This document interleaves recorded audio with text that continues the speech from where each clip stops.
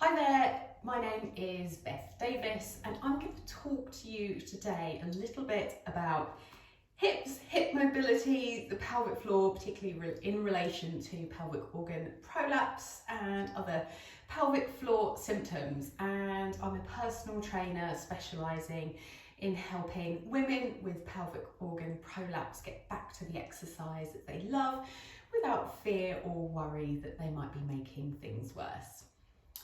So hip mobility is super important. If we think about the hips and their proximity to the pelvic floor, and I did a little experiment the other day in that I internally assessed myself and did some internal and external rotation of the hip. And the hip works in lots of different ways. It doesn't just go backwards and forwards, it rotates both internally and externally, it flexes, it extends, and given its close proximity to the pelvic floor muscles, it is something that we can look at. And particularly if you are experiencing prolapse symptoms and you feel quite stiff or quite stuck around the pelvis, and that perhaps you don't feel particularly comfortable moving, actually looking at the hips can be super important as a way to help relieve some of those symptoms of heaviness and dragging. So here are 3 exercises that I love for myself, for my clients. So we are going to start first of all coming onto all fours. So into this position, give myself a little bit more room. And we're going to do a little tap out and tap in. So I'm going to whiz round this way. So here we are on all fours, hips above knees, knees under hips, and hands beneath the shoulders. And we're going to pivot on that knee so that we're tapping out or tapping in and then tapping out. And you're just going to go to where you feel you have range of movement. So we're wanting to keep the pelvis nice and still. We're not wiggling our bottoms. Move that out of the way.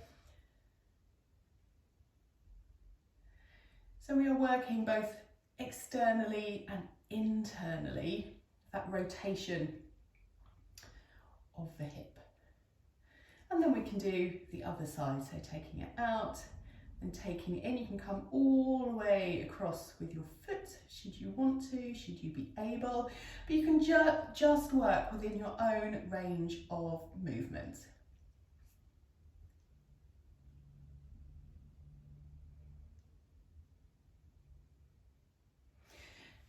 The next movement I really like to include in terms of hip mobility is thinking about a 90-90. Now typically a 90-90 has a 90-degree angle here, a 90-degree angle there, but often that's a little bit out of reach, particularly if you haven't done much work on your hip mobility. So I like clients to find a modified 90-90 where they can spend a little bit of time in that position, and sometimes things can feel like a little bit crampy, particularly in this back hip. So we want to just spend a little bit of time here and gradually increase the time that you spend here. And you can either just stay in this position, kind of just hang out, or we can add a little bit of a flow to it. So we can come forward onto the forearms, coming back up, bringing that back knee up off the floor, leaning forward, back foot off the floor. So we've created this really lovely flow. We're just working through this. And then you can go round, whiz round over onto the other side. So exactly the same, coming down, up. And the idea is not to go into any extreme range of movement, because actually a lot of clients find that this bringing the foot off the back floor is quite tricky. So we just want to get like a little bit of lift. We don't need to bring it all the way up, like it doesn't need to be all the way up here, just like a little bit of lift.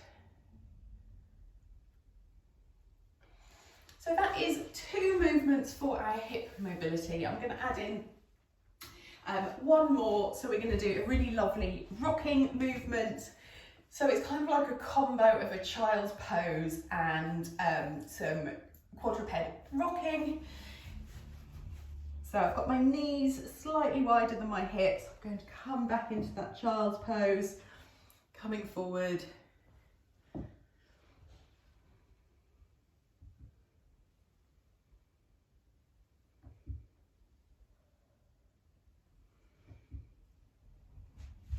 So there are 3 really lovely, gorgeous movements to help with your